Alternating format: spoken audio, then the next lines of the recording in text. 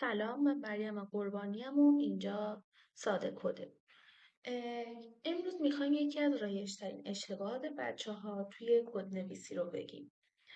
یکی از اشتباهات رایج توی ایف و الس زمانی هستش که بچه‌ها میخوان علامت مساوی رو اینجا بذارن برای این شرطمون. بیشتر وقت توی امتحانات دیده میشه که بچه‌ها به جای اینکه علامت مساوی بذارن علامت یه دونه مساوی میذارن.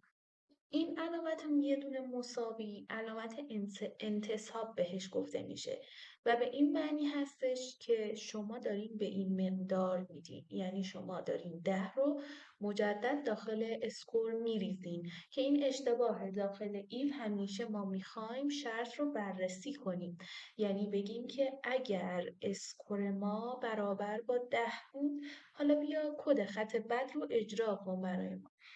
پس برای اینکه این رو بگیم یادتون باشه همیشه باید از 2 تا مساوی استفاده کنیم.